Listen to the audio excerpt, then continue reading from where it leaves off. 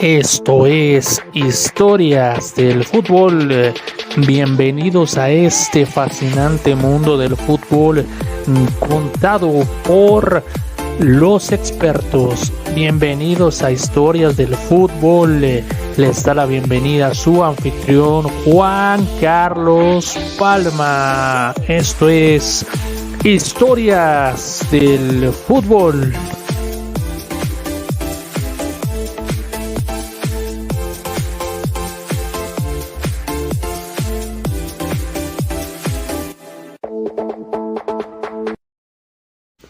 Esta tarde en Historias del Balón nos acompaña, él es reportero, él es conductor de TUDN, es director técnico, licenciado en Ciencias de la Comunicación, amante de los deportes, él es Julio el Profe Ibáñez y esta tarde estará aquí conversando con nosotros en Historias del Balón. Estamos de plácemes, de manteles largos por la invitación a este programa de nuestro invitado de lujo, Julio el Profe Ibáñez, esta tarde con nosotros aquí en Historias del Balón.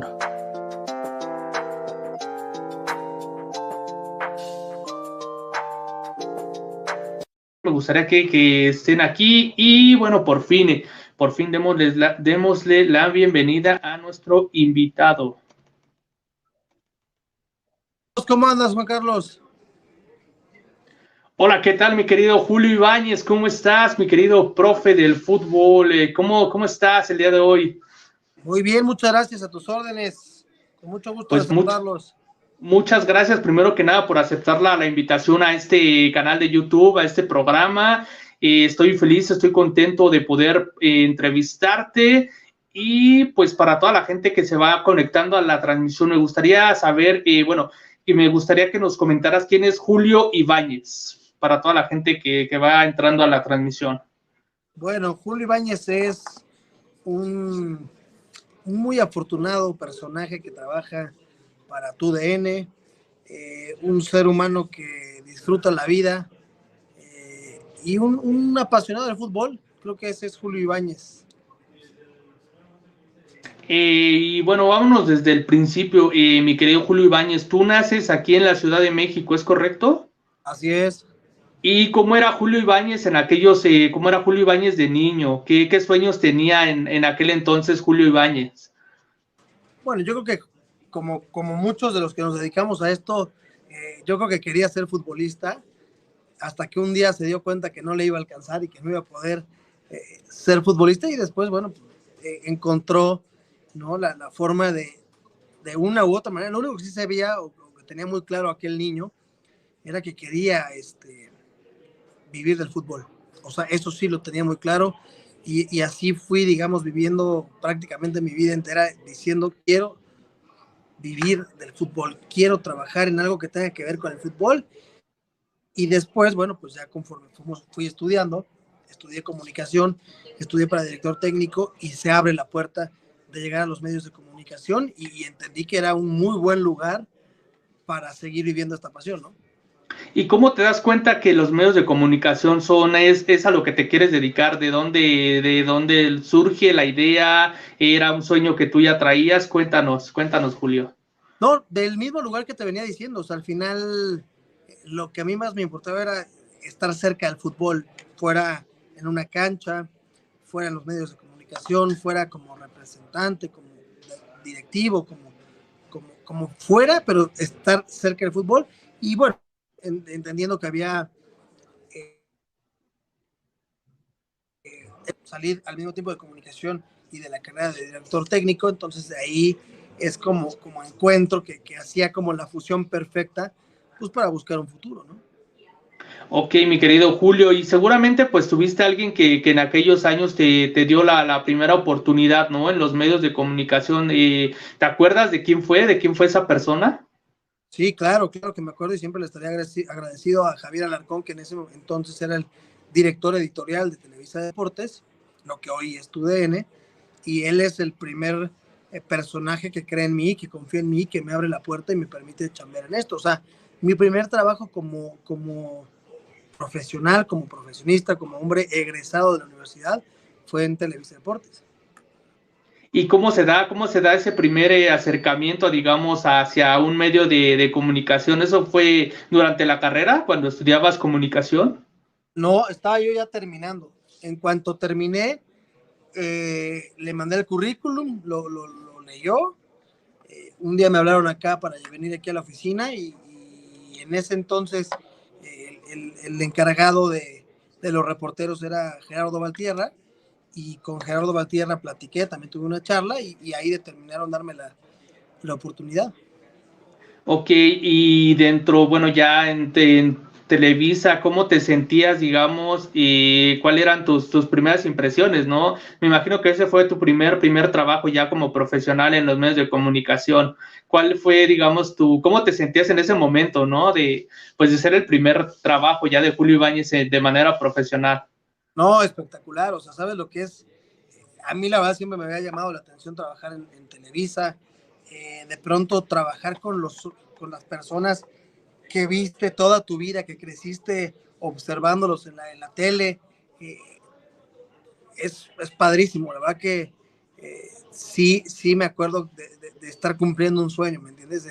De pasar en los pasillos, encontrarme con gente y todos muy amables y todos empezando a conocer mi trabajo, ¿no? Porque evidentemente pues es de menos a más, ¿no?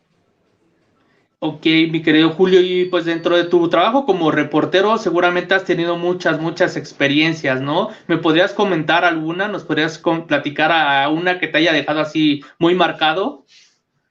Híjole, son muchísimas, pero bueno, pues ya que estamos cerca del Mundial, haber ido, por ejemplo, al sorteo mundialista, por supuesto que te marca, ¿no? O sea, decir, estoy en Qatar, están confiando en mí para mandarme de forma adelantada, para generar historias, para hacer notas que se van a estar usando previo a la Copa del Mundo.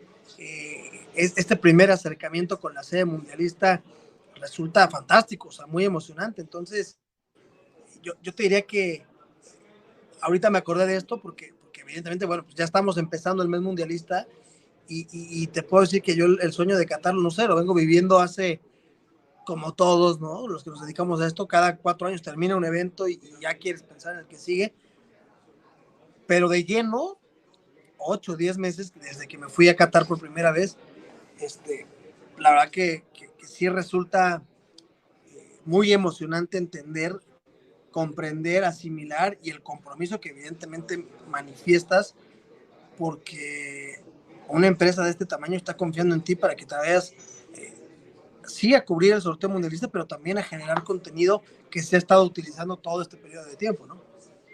Y por ejemplo, ahora que mencionas los viajes, en este caso a Qatar, ¿cómo es, por ejemplo, en la parte familiar? Me imagino que ha de ser complicadísimo por ejemplo, vas a estar un mes, ¿no? Fuera de casa, ¿cómo es esa parte, ¿no? También pues de combinar tu carrera con lo profesional. ¿Es complicado?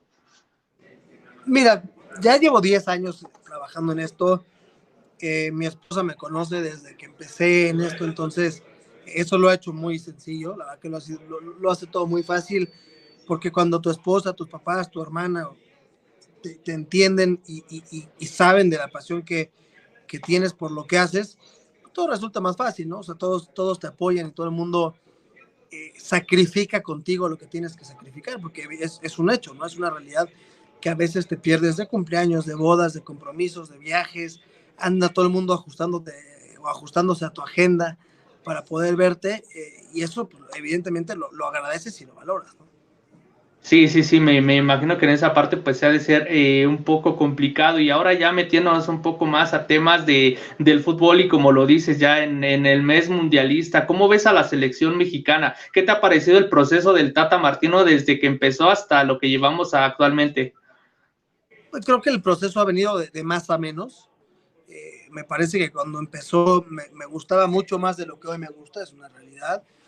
Eh, el mismo comportamiento quizá del Tata me parecía muy elocuente y muy coherente, y quizá en este último periodo de tiempo vi un Tata un poco más desesperado, vi un Tata quizá sin guardar tanto las formas, pero creo que la evaluación importante tendrá que venir en Qatar. O sea, ahí es cuando nos debe importar hasta dónde llega la selección del Tata, cómo juega, a quién pone. Ahí es, o sea, entiendo que el proceso importa mucho, pero bueno, al final clasificamos como teníamos que clasificar y ya tenemos que estar enfocados en eso. Entonces yo creo que el juicio máximo se vendrá o se definirá con los resultados de Qatar en la mano.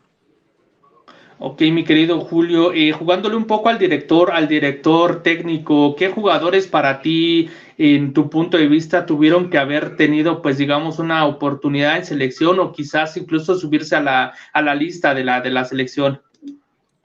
A ver, todos sabemos que son cosas extracancha, pero creo que hoy Javier Hernández anda muy bien, ¿no? Creo que no sobraba. El tema de Carlos Vela, que es el futbolista que para mí más podría marcar diferencia de forma individual, sobre todo pensando en ataque. Y quizás eso no depende de los técnicos, ¿eh? O sea, ni siquiera estoy diciendo que sea culpa o no del Tata, ¿eh? A mí siempre me gustará ver a los mejores en la selección y creo que ellos dos sí al menos tendrían que estar en la convocatoria, sin contar situaciones extra fútbol y extra cancha, que no siempre, insisto, tienen que ver con el técnico. Me hubiera gustado ver quizá a Alejandro Sendejas, creo que cerró muy bien, creo que tuvo un muy buen campeonato, pero lo viene sosteniendo, desde Necaxa, no solo desde que llegó a la América. Al final, yo sí hubiera llevado de tercer portero a Acevedo, por ejemplo, en lugar de Cota. Yo hubiera llevado a Acevedo, pero de ahí en fuera creo que no es una lista que me parezca tan fuera de la realidad, ¿eh? Y qué complicado, ¿no? Es eso a veces para un técnico decidir qué jugadores va a llevar a un evento tan importante como lo es la Copa del Mundo, ¿no? Y desde tu punto de vista, ¿qué factores crees que influyan a la hora de, pues, de un técnico de tomar decisiones, ¿no? Porque mucho se habla de factores, como bien lo dijiste tú, extracancha, pero ¿qué factores, pues, consideras tú que son los que considero un técnico al momento de tomar decisiones, ¿no? Para decir a este jugador si lo llevo o a este jugador no lo llevo. Para mí, en cualquier escenario que tenga que ver con el fútbol hay que evaluar cuatro grandes cosas: lo físico, lo técnico, lo táctico y lo psicológico. Esos cuatro factores, está clarísimo. O sea, ¿no? Aquel que confías mucho pero físicamente no anda, no te va a rendir, ¿no? Y así puedes ir separando los cuatro grandes rubros que te acabo de mencionar. Entonces me parece que está clarísimo: físico, técnico, táctico y psicológico debió de tomar en cuenta de cara a que es el gran compromiso que tiene la selección, ¿no? O sea, no es cualquier torneo, es un mundial, una Copa del Mundo. Y yo creo que también hay que respetar mucho la jerarquía. O sea, el Tata no es ningún improvisado, ¿no? En términos de escoger y de saber. Creo que también debemos darle ahí el voto de confianza. Ellos los conocen, ellos están en el día a día. Y por ejemplo, México, ¿qué le ha faltado desde tu punto de vista? ¿Qué le ha faltado pues sí, desde tu punto de vista para avanzar hacia el quinto partido? ¿Por qué siempre México en los mundiales, como que en la fase de grupo llega bien y de repente al momento decisivo pues de jugar partidos de vida o muerte le falta? ¿Por qué siempre nos hemos quedado ahí en octavos de final desde tu punto de vista?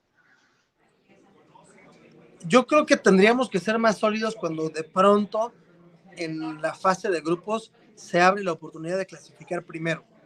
Creo que ahí tendríamos que ser mucho más efectivos, entendiendo que si garantizas el primer lugar, pues podrías tener mejor suerte para el cruce que viene, ¿no?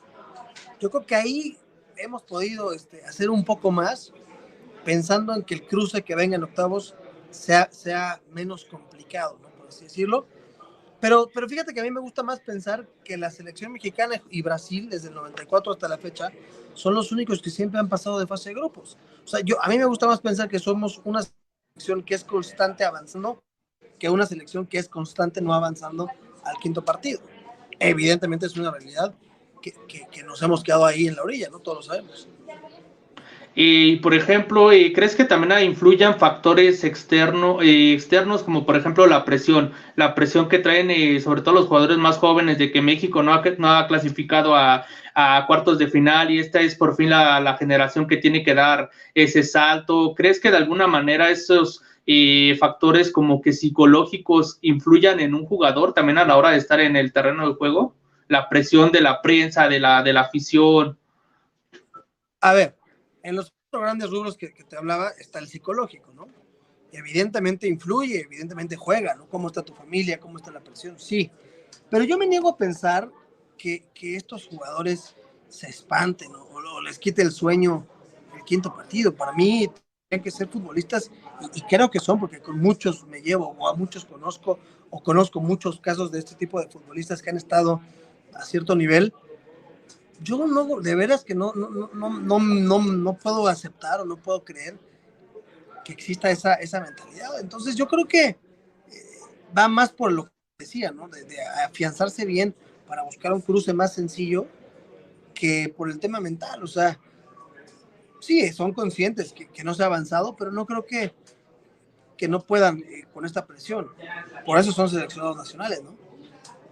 Es correcto, mi querido Julio. También por ahí hubo un tema durante las eliminatorias, ¿no? Saber si la MLS o la selección de Estados Unidos nos va a alcanzar de cara a lo que es el próximo Mundial del 2026. ¿Tú qué opinas acerca de ese tema que fue muy polémico, Julio?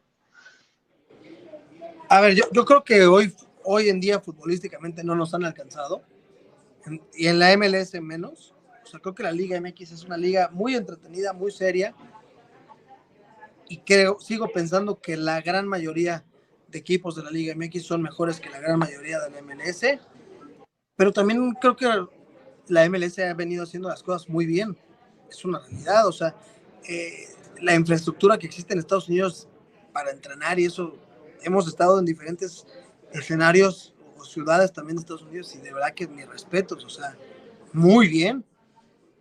A mí sí me sigue doliendo, o sea, o sí me duele, cuando la MLS se impone a la Liga MX en el torneo que me digas, o final que me digas, o cuando Estados Unidos le gana a la selección. Ahora, ¿eso qué me hace pensar? Bueno, porque sí, las distancias se están reduciendo, pero, pero en términos globales creo que tenemos equipos mucho mejor conformados que los de la MLS. Creo que la MLS es espectacular, sí, es entretenida, sí, pero los errores que puedes ver en un fin de semana en la MLS no los ves en la Liga MX. Pero, por ejemplo, hay un tema también que me llama mucho la atención, ¿por qué muchos jugadores de Estados Unidos están migrando a Europa y en cambio a los nuestros les cuesta todavía salir? ¿Por qué crees que pase eso, Julio? Porque por unos piden mucho menos que por los otros. En la MLS no piden lo que piden en México por ellos. Creo que es demasiado lo que piden en México por los futbolistas nacionales. Me parece que es exagerado. Pero ¿no crees que hay jugadores que, por ejemplo, sí lo valen? Porque pues incluso muchos ya han sido campeones, son titulares en sus equipos, y veo que, por ejemplo, muchos de la MLS dan el salto literal desde los 17, 18 años, se van directamente a Europa sin tener un palmarés, digamos, que lo respalde. Y en cambio acá el futbolista mexicano pienso que muchos de ellos sí tienen el respaldo, el palmarés como para pedir esas cantidades, ¿no crees? Para mí el palmarés no tendría que ver tanto con irte a Europa. O sea, si tienes las condiciones y si te buscan fichar, hayas ganado 4 copas o 5 copas o 0, o sea, es como Cuauhtémoc Blanco, ¿no? Ganó poco como futbolista y era un tipo fuera de serie, grandísimo jugador, ¿no? Digo, creo que me fui a un extremo. A un nivel, sí, claro. Pero para mí el palmarés, o sea, influye o no, ¿me entiendes? Porque también creo que la ambición debe de pesar, ¿no? Al decir que sacrifico algunas cosas por ir a buscar el sueño europeo. O sea, creo que el futbolista mexicano sí tendría que estar mucho más dispuesto a buscar el salto al viejo continente, pero no solamente el futbolista, también los equipos estar mucho más dispuestos a dejarlos ir, encontrar la forma de quedarse algún porcentaje de las cartas y así evitar que sean tan caros y que cuando la rompan, si es que la rompen, y los vendan, ahí recuperes un muy buen dinero, ¿no? Creo que eso lo podría ser mucho más factible. Siento que ese tema, como dices tú, de que les duele a los equipos soltar a veces tan baratos a los jugadores, tiene que ver mucho también con que no trabajan fuerzas básicas, ¿no? Porque pues muchas veces, si por ejemplo me quedo sin mi central titular, por ejemplo, César Montes en Monterrey, ¿cómo lo suplo, no? Si en el mercado los que hay, pues me los venden a a precios muy elevados. Creo que también por ahí influye, ¿no? Un poco el tema de qué tan elevado vendo un jugador. Sí, o sea, yo no diría que ningún equipo trabaja fuerzas básicas.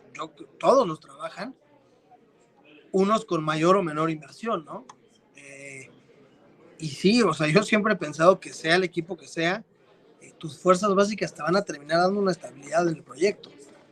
Sí, para suplir los que se van, pero también para generar los que vienen y encontrar, ¿no?, una estabilidad económica, porque no, o sea, muy pocos equipos pueden dedicarse a fichar sin tener de dónde vender o de dónde complementar la plantilla, ¿no? Entonces creo que ejemplos que se me vienen a la cabeza, Pachuca lo hace muy bien, América lo viene haciendo muy bien. Entonces, creo que sí hay prioridades. Un equipo, si me dices, un equipo como Chivas, tendría que volcarse absolutamente, tener unas grandes fuerzas básicas, sobre todo entendiendo que no pueden jugar extranjeros. Y tocas un tema muy importante y a eso quería llegar, el caso de Chivas y de Pumas que anteriormente, no sé, en los 90 fueron de las dos canteras más, pues que más sacaban jugadores, ¿no? Tanto Chivas como Pumas. Ahora, qué está sucediendo, ¿no? Porque, por ejemplo, hoy Chivas vemos que confía en Fernando Hierro y traen por ahí a Paunovic, ¿no? Un entrenador serbio, y Pumas con pues literal se lo sacaron de la manga, ¿no? A Rafa Puente del Río, que pues esperemos le vaya bien, pero ¿por qué en Pumas y en Chivas no hay proyectos a largo plazo, Julio? A ver, yo no conozco los proyectos hoy en día completos, pero sí, o sea, entiendo perfecto lo que vas. Yo creo que, por ejemplo, Chivas, en su momento, Ok. a Mauri Vergara abrió la cartera, a Mauri Vergara gastó lana, a Mauri Vergara también contrató al directivo que yo también hubiera buscado, ¿eh? Si Es de correcto. la decisión yo hubiera buscado a Ricardo Pérez. Bueno, no funcionó, caramba, pues así pasa, ¿verdad? No funcionó, entiendo. Y hoy busca cambiar de forma radical el proyecto. Si a mí me preguntas cuánto me gusta para Chivas que esté un técnico europeo y un europeo como director deportivo, poco, poco. Pero sí creo que le están buscando. Y que yo voy a evaluar lo que vea del director técnico hasta que lo vea trabajar, hasta que vea su equipo.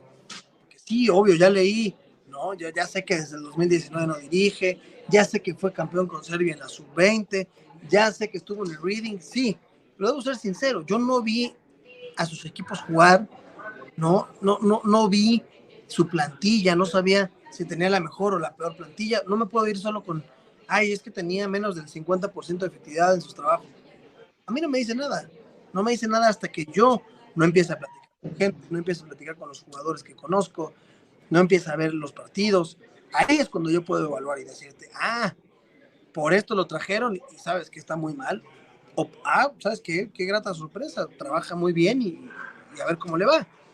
Por eso en eso soy muy respetuoso de los proyectos. Y después del tema de Pumas, está claro, ¿no? O sea, sí sé perfectamente que Rafa no fue la primera opción, pero bueno, Rafa los convenció al final. Rafa encontró las formas de llegar y de convertirse en el director técnico. Yo conozco bien a Rafa Puente y es un tipo que le entiende, es un tipo que conoce, es un tipo que no es improvisado de verdad.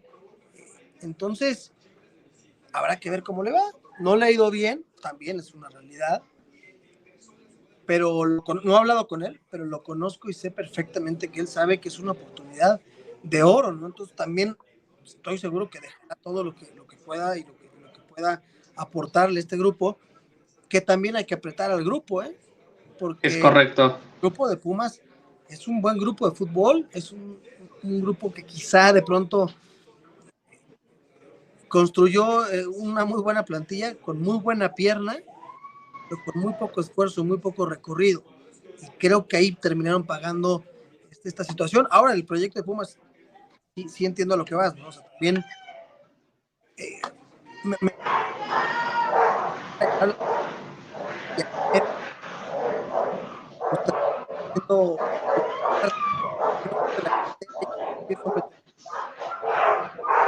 Es correcto, es correcto. Y entonces a la afición de Pumas, sobre todo porque la afición de Pumas estuvo muy activa la semana pasada, ¿no? En redes sociales, muy enojada, incluso con el tema de Rafa Puente. ¿Tú qué le podrías decir a la gente de Pumas de cara al próximo torneo? Que lo dejen trabajar, que él no es el que se escoge, que él va, presenta un proyecto y alguien le da el ok, que al técnico que sea como se llame, se olviden de lo que hizo antes o no. Hoy es su técnico, les guste o no les guste, permítanle trabajar, permítanle mostrar lo que sabe, lo que puede realizar y cobíjenlo, porque la afición de Pumas pesa y pesa mucho. Y creo que si la afición de Pumas exagera, podrían cortar un proceso sin ni siquiera saber a dónde iba a ir el barco. Entonces yo les diría, exijan, evidentemente, como la gran afición que son, pero déjenlo trabajar y sobre los resultados y sobre el partido a partido podrán tener una referencia mucho más cercana. Pero es que llama la atención que de entrada, pues sí, como dices tú, te venden un proyecto la directiva de Pumas, el patronato, el rector, pero por otro lado te lo ponen por 6 meses. O sea, ahí es donde ellos caen un poco en contradicción, ¿no? Incluso leí allí algunos colegas tuyos que decían, pues no que tanto confían en su proyecto y solo lo ponen por 6 meses. Ahí ¿qué nos podrías comentar, Julio? Sí, bueno, yo nunca he creído en los contratos de 6 meses. O sea, no lo comparto, eso sí, no lo comparto. O sea, ¿para qué pones a alguien de 6 meses? A ver, todos sabemos que va a... Pero ¿y si te va a X qué? O si te va a regular, ¿qué va a pasar? ¿No? O sea, porque entonces lo vas a alargar, o lo vas a cortar, o estás ganando tiempo. Yo sí entiendo a la gente que critica eso, porque sí me parece que un proyecto a 6 meses, un contrato a 6 meses, no termina de establecer ni confianza, ni desconfianza, ni te permite nada, ¿no? O sea, pero bueno, el fútbol es así, y te voy a decir una cosa, si lo firman por 2 años y le va muy mal, lo echan antes de 6 meses. Si lo firman 6 meses y le va muy bien, puede durar más de 2 años. Entonces, tampoco nos enganchemos tanto en la duración de contratos, pero sí entiendo a lo que van ustedes, ¿no? Digo, o sea, ¿por qué tan poquito? Atención. Sobre todo por la presión que comentas, ¿no? Porque pues llega a un entorno totalmente negativo, Rafa, o sea, prácticamente pues en Pumas la afición pues no le da ni siquiera ese voto de confianza y luego la directiva de alguna manera le pone la guillotina de 6 meses. Siento que va a ser muy complicado trabajar bajo estas situaciones, ¿no? Aparte de que pues el vestidor pues es uno de los más complicados hoy en día, ¿no? Sí, o sea, insisto, hay que dejarlo trabajar, hay que dejarlo llegar. No te creas que Rafa se va a poner nervioso con lo que viene. Es un tipo profesional, es un tipo que sabe su profesión, es un tipo que entiende perfectamente dónde está parado. Entonces, hay que dejarlo trabajar y hay que ver qué logra hacer, ¿no? Al frente de los Pumas. El vestidor, sí, creo que no, o sea, tienes gente importante. Todos los vestidores son difíciles o no, o sea, acuérdate que también los resultados mandan, o sea, los resultados imponen prácticamente todo, hasta el día a día, o sea, cómo va la afición, cómo van los jugadores a entrenar, cómo está la directiva contigo, ¿no? O sea, lo importante son los resultados, esa es la ley máxima del fútbol. ¿Y qué tanto, por ejemplo, crees que puede influir un tipo como Dani Alves, tener un tipo ahí como Dani Alves en la plantilla que, pues el torneo pasado también fue un tema, ¿no? Ahí con Andrés Lilini, que si tenía un contrato, que si, ¿por qué lo ponían a jugar todos los partidos cuando evidentemente no estaba? Es un tema también ese de Dani Alves, ¿no, Julio? Sí, yo sí creo que terminas por desestabilizar algo que venías trabajando, que venías construyendo, y que por ponerlo a jugar, sí, creo que en muchos momentos estos Pumas no lograron o no tenían la mejor forma de juego. Dani Alves me parece que terminó más afectando su llegada que lo que pudo haber ayudado. Entonces, pues también las grandes figuras eso exigen, o sea, las grandes incorporaciones del nivel de Dani Alves, porque sí hay que reconocer que tiene una carrera brutal, pues te puede salir contraproducente. A mí me parece que no le ayudó a Pumas, eso sí lo creo. Pero entonces ahí ¿qué fue? ¿Culpa de la directiva que lo trajo? ¿Culpa del entrenador? Porque pues al final, como bien dices tú en el caso de Rafa Puente, pues Dani Alves, su representante, tengo entendido, se acercó a la directiva, él pidió jugar en Pumas y pues la directiva lo aceptó, ¿no? De alguna manera. Es culpa de todos un poco. Es culpa de Dani, que quería jugar sí o sí para llegar en buen ritmo al mundial. Es culpa del técnico de quizá no saber poner límites de cuántos minutos. Es culpa de la directiva de ficharlo y de entender o de pensar que te iba a hacer lo que te iba a perjudicar. ¿Es culpa de todos o es culpa de nadie? ¿Me entiendes? Porque yo te aseguro que Dani no quería que fuera así, te aseguro que la directiva no quería que pasara eso, y te apuesto que el cuerpo técnico pensaba que así iban a ser mejores y no peores. O sea, es fútbol, al final de cuentas es fútbol, pero yo pondría un pedazo de culpa dividido en todo. Ok, y sobre el campeonato del Pachuca, mi querido Julio, ¿tú qué nos podrías comentar para ti cuáles fueron las claves del título de Guillermo Almada, que incluso ya está escuchado que lo candidatean para selección mexicana, ¿no? Para mí el título de Pachuca es el reflejo de muchos años. El Pachuca de Pablo Petrano jugaba muy bien al fútbol. Ese Pachuca generaba un volumen de juego brutal. Todavía ni siquiera Almada aparecía en la ecuación. No tenía grandes resultados, no había muchos puntos, no había grandes liguillas, pero había un equipo que jugaba muy bien. Y te juro que estoy seguro que en Pachuca pensaban eso. Y por eso buscaron un killer. Y por eso alguna vez trajeron a Mauro Quiroga del Necaxa, por ejemplo. Y se daban cuenta que este equipo generaba y producía. Hasta que encontraron con Nico Ibáñez, este referente de área que termina por explotar y por aprovechar todas las jugadas de gol que este equipo generaba. Ahora, no es ningún equipo así improvisado, es un muy buen equipo, es una muy buena plantilla, es un plantel hecho y derecho, eh, que terminó por imponerse a Toluca, quizá mucho más, de una forma mucho más escandalosa, no de la que yo pudiera pensar, de la que tú y de la que todos podríamos pensar, ¿no?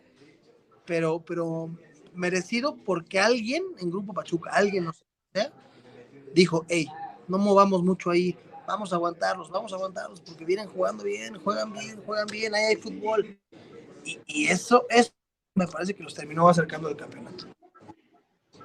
Y es un reflejo un poco de lo que comentabas hace rato, ¿no? Que también el de alguna manera trabajar bien con tus fuerzas básicas, al final, pues sí, tienen que ser procesos largos y como bien dices, tú vas a fracasar en algunos momentos, pero al final yo siempre he pensado que los proyectos largos, tarde que temprano, dan resultados, ¿no? ¿Tú crees que el Pachuca fue algo así? Un proyecto que se fue cocinando y al final dio fruto que la directiva quería.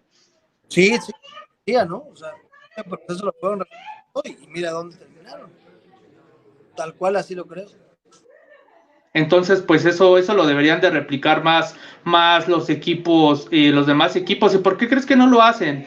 ¿Será por el tema de los extranjeros que de alguna manera se sienten más cómodos trayendo pues un extranjero quizás a un bajo costo que invertirle más a las fuerzas básicas? No, porque tampoco creo que futbolistas, o sea, creo que Pachuca tiene esa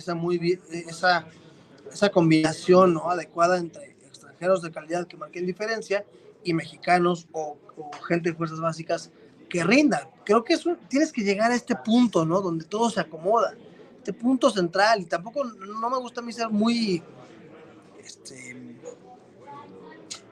o sea, me gusta tener un término medio, encontrar las formas, no me gusta ser radical y decir, no, es que todos tienen que ser como Pachuca. No, porque gente de Tigres me puede decir, nosotros tenemos la lana para fichar, punto, ¿no?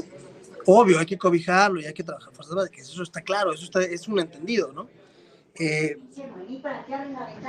Creo que lo que no le permite a los equipos replicar esto de los procesos largos, la verdad creo que es la presión que tienen de 2 torneos al año, ¿no? O sea, cuando eres un equipo como el América, ¿cómo le explicas a la gente que no fuiste campeón en un año, en 2 torneos, en 2 oportunidades? A mí me parecía que, por ejemplo, esta última versión de la América fue fantástica, o sea, buenísima. jugaban muy bien, para mí fueron los que mejor jugaron el torneo. Sin embargo, no les alcanzó, ¿no? No les alcanzó y se quedaron ahí otra vez en la orillita. Y pues muchas veces vemos que los equipos tienen hasta 10 extranjeros. Y seamos sinceros, Julio, de esos 10 extranjeros, ¿cuántos realmente tienen nivel para seguir? 2 o 3, yo siempre lo veo, ¿no? En los equipos, y hay extranjeros que incluso muchos ni siquiera juegan, ¿no? O sea, también nada más terminan cobrando y se vuelven más que nada negocio de los promotores, ¿no crees? Yo creo que son muchos. Para mí sí son muchos. Quizá 6 extranjeros estaría bien, ¿no? O sea, para poder abrir la puerta también al futbolista nacional. Pero, pues es que son las reglas que hay, ¿no? O sea, si tú eres directivo y tienes esas reglas y puedes echar mano de un extranjero que tú crees que pueda venir a aportar, lo vas a hacer. O sea, yo no juzgo, pues, o sea, yo entiendo que pues, si alguien tiene la oportunidad, porque las reglas son esas, lo van a hacer. Es correcto, mi querido Julio, pero también es cuestión de mentalidad, ¿no? También del fútbol, porque por el otro lado está el jugador juvenil, que muchos decimos, pero ¿por qué no se consolidan? De 10, ¿cuántos te gusta que se lleguen a consolidar en primera? ¿2? ¿3? También ¿crees tú que sea cuestión de mentalidad de parte del futbolista mexicano? ¿No solo es culpa de que haya muchos extranjeros? Es que siempre va a ser la combinación de todo. Te prometo que siempre que te metas en este tipo de polémicas, te acuerdas de estos 4 rubros: físico, técnico, táctico y psicológico. Estos 4 siempre van a estar metidos en todo lo que tiene que ver. O sea, sí es mentalidad, sí, pues sí, puede ser mentalidad, ¿no? Que les terminan estorbando los extranjeros, también puede ser. Pero creo que se trabaja bien en fuerzas básicas. O sea, yo creo que tenemos unas fuerzas básicas adecuadas. Yo veo a las selecciones mexicanas con límite de edad siempre competir muy bien, ¿no? Hablo en lo general. O sea, no todo es malo, no todo es gris, no todo es negro. Yo veo cosas muy buenas en nuestro fútbol que evidentemente, bueno, pues tendrían que llevar, ¿no? Un buen cauce, pero yo veo cosas buenas. O sea, no veo todo malo, la verdad. Pero es que justamente lo dices bien, o sea, en fuerzas básicas, en selecciones con límite de edad se trabaja bien, pero ya cuando llegan digamos, a la primera división o a una selección mayor, ¿por qué es ahí donde el futbolista termina por no consolidarse? ¿Crees que es muy, muy grande todavía la brecha de una sub-20 a una primera división? ¿Sabes qué creo que en muchos casos pasa? El seleccionado mexicano sub-20 llega con 100, puedo decir un número, pero con 100, 150 partidos internacionales a una Copa del Mundo sub-20. Y quizá el seleccionado alemán llega con 20, ¿no? O sea, es un mundo de diferencia porque se trabaja demasiado bien en México, porque los foguean absolutamente bien o sea, entonces puede ser que ahí, en ese momento, se hace muy grande la brecha que tú dices. Sí, es correcto, y pues lo vemos, ¿no? A nivel selección hoy, pues nuestros seleccionados son ya más grandes, ¿no? Rebasan algunos los 30 años, ahí es, como dices tú, pues todavía la brecha es muy grande, ¿no? De una selección sub-20 a una selección mayor. Sí, por supuesto. Ok. Y con respecto a los mexicanos que están en Europa, ¿cuál de todos tú crees que pueda dar el salto hacia un equipo de mayor nivel el próximo año? Por ahí se habla de Edson Álvarez al No, Barcelona, Chucky. ¿Tú cuál pensarías, Julio? no, yo creo que Edson. Me parece que por edad, por condiciones, sí creo que Edson Álvarez es el nominado, ¿no? El que tiene que terminar por dar este paso, porque lo veo muy asentado, porque lo veo inteligente, porque lo veo con condiciones. A mí me parece que Edson Álvarez tarde o temprano tendrá que llegar a un gran grupo, a un gran club y dar este paso del que tú hablas. A mí me encanta lo que veo de Edson Álvarez. Y por ejemplo, hay un jugador que me llama mucho la atención, es Diego Lainez, que sale del Betis, donde no tiene muchos minutos, llega al Braga de Portugal y tampoco está teniendo muchos minutos. De hecho, ya incluso se llega a hablar de que Tigres lo podría repatriar. ¿Qué pasó con ese jugador, Julio, que acá en México pues brillaba y que se decía que era una de las máximas promesas del fútbol mexicano? Yo creo que le faltó un poquito de madurez o de trabajo para irse más consolidado. Y te digo algo, al final yo no lo juzgaría en lo más mínimo, porque hace rato me preguntabas, ¿no? ¿Por qué no van y por qué no? Él, Es fue, correcto. él lo intentó. Si le va muy, muy mal y se regresa mañana, qué bueno que lo haya intentado y qué bueno que se dio la oportunidad de dejar la comodidad de un gran club como el América y de ir a buscar su sueño, ¿no? Entonces yo lo aplaudo, siempre lo aplaudiré. Quizá le faltaba un poquito más de esperarse 6 meses, pero me parece extraordinario que vayan, lo intenten. No importa si no pasa nada, pero que regresen con experiencia. El famoso proceso de formación, ¿no? Ese famoso proceso de formación que quizás a lo mejor, como es tú, Diego, no estaba todavía preparado al 100 para ir a Europa, aunque igual yo me quedo con eso, de que lo intentó, de que pues Perdóname, se me cortó al final. no, no te preocupes. Yo me quedo con eso de que al final, pues como es tú, lo intentó y yo siento que los futbolistas mexicanos deberían de hacer eso, o sea, atreverse un poco más. Ahora ya el reglamento incluso te lo permite, ¿no? Que si eres jugador libre, pues puedes negociar tu contrato con algún otro club. Creo que en ese sentido, pues siento que los futbolistas deberían de ir atreverse un poco más, ¿no? Sí, sí, justo lo que decíamos. Totalmente de acuerdo. Pero ¿por qué crees que a algunos les gana ese como que la zona de confort? Por ejemplo, yo escucho en Monterrey, no voy a decir nombres evidentemente, pero hay futbolistas que dicen, pues yo estoy a gusto aquí en mi equipo, ¿no? ¿Para qué me voy a Europa si gano bien, ¿Quién has me escuchado? va Dime nombres. bien? ¿Cómo? ¿A quién has escuchado decir eso? Dime nombres. Por ejemplo, alguna vez lo escuché con Jürgen Damm en algún momento cuando me parece en España se decía que le querían ir por él. A César Montes también en alguna entrevista que le hicieron por ahí escuché que pues él se sentía cómodo en Monterrey, que ganaba bien y que de alguna manera no sentía en ese momento la necesidad de ir a Europa. ¿Tú por qué crees que a veces el futbolista que está aquí piensa de esa manera? Yo la verdad no, a mí ninguno me ha dicho eso. Y Ok, ok. conozco a varios. De hecho, Montes, por ejemplo, peleó hasta la muerte por intentar salir Irse a Rusia, ¿no? Sí, sí, sí. bueno, eh, o sea, yo creo que a veces se hacen mitos alrededor de esto, o sea, ¿no? De alguien lo escucha y lo replica y lo vuelve a decir, y lo vuelve a decir, y se hace ya un mito Claro, de claro. alguna postura futbolística. Yo la verdad creo que todos quisieran ir. Yo sí creo que quieren ir.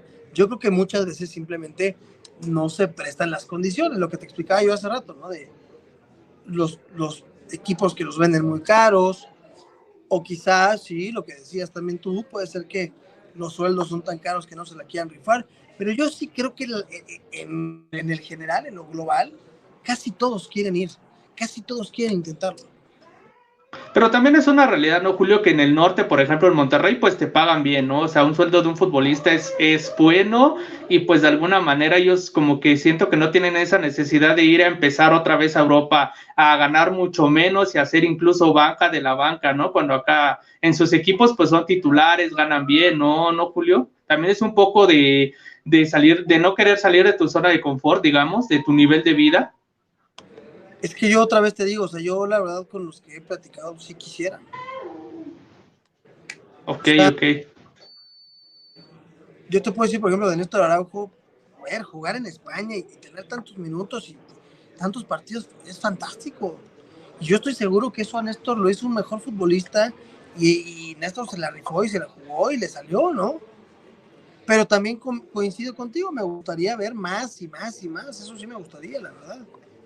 O sea, Pero dime. Pero, por ejemplo, comparado el sueldo de un futbolista de Monterrey a un jugador del Albacete o del Levante, pues sí es una gran diferencia, ¿no? Digamos.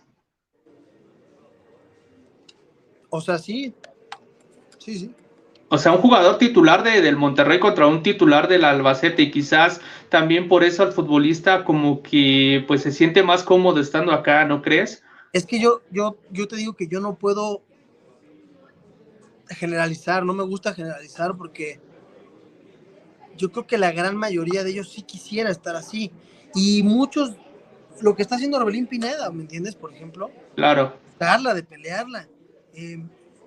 yo sí creo que muchos quisieran dejar ese sueldo a un lado o sea, sí creo. Nada más hay que ver qué es lo que está pasando exactamente, si los sueldos, si los equipos, o sea, si tienes un punto, ¿no? Hay que ver por qué no sucede. Porque, por ejemplo, un caso, vamos a poner un ejemplo, que Diego Lainez aceptara venir de regreso a Monterrey, o el caso de Diego Reyes, que él sí aceptó venir de regreso a Tigres cuando pues tenía una carrera prometedora en Europa. ¿Tú por qué crees que haya sido? ¿Crees que haya sido por el tema futbolístico o más que nada por el tema de los sueldos?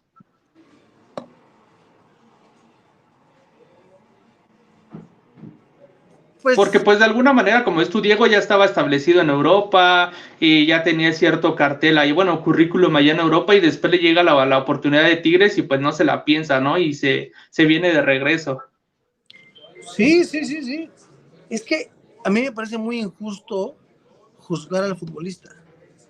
Así, ¿me entiendes? O sea, Ok, yo no sé si para él en ese momento consideró que no iba a poder lograr mucho más en Europa y dijo, oye, es una buena oportunidad para mi familia, ya fui, ya lo intenté, ya vi que hasta aquí voy a llegar, quizá yo lo haría también.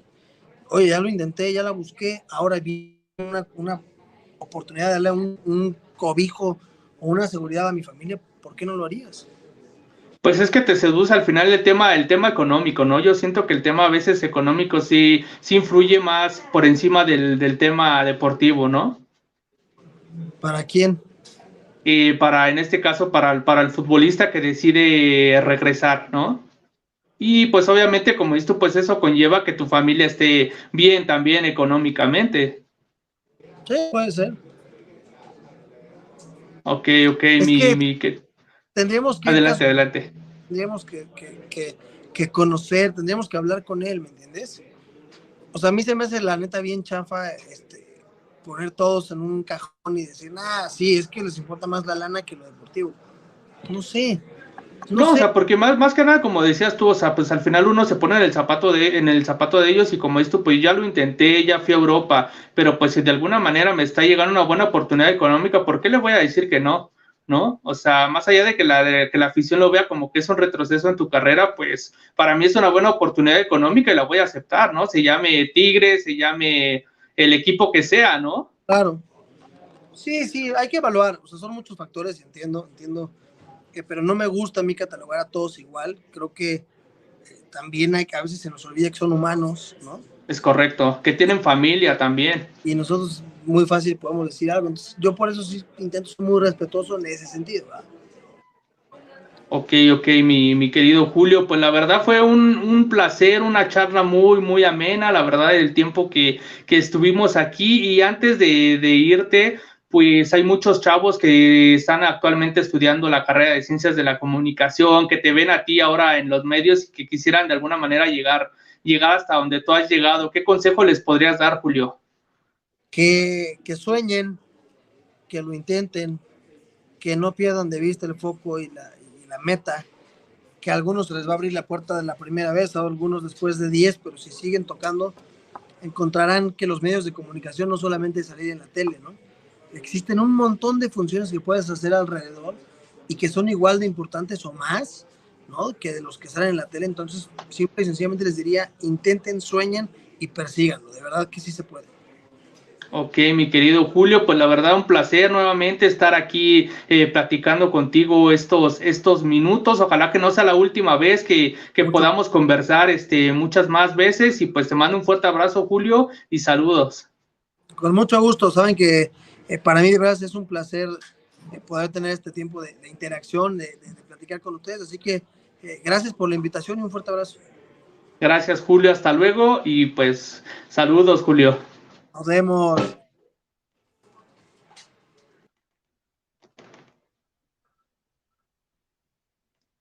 Y pues así es como pues charlamos, pudimos tener esta plática con nuestro querido Julio Ibáñez. Ahí gracias Rafa por estar aquí, gracias Fidel, gracias Yael también por estar aquí. Y pues, ¿cómo lo vieron? Pues la verdad, una persona agradable, una persona pues que nos aporta muchos conocimientos y que pues también de alguna manera, como él lo dice, hay ciertos mitos alrededor del fútbol, que a veces uno como aficionado pues simplemente se queda en lo superficial, no conocemos realmente lo que hay de trasfondo. Y bueno, pues muchas gracias por estar aquí conmigo el día de hoy, y fue un gusto, un placer tenerlos aquí. Recuerden que el día de mañana también 9:30 de la noche vamos a tener programa.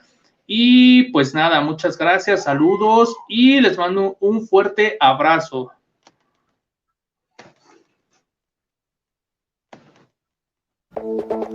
Esto es Historias del Fútbol. Bienvenidos a este fascinante mundo del fútbol contado por los expertos. Bienvenidos a Historias del Fútbol.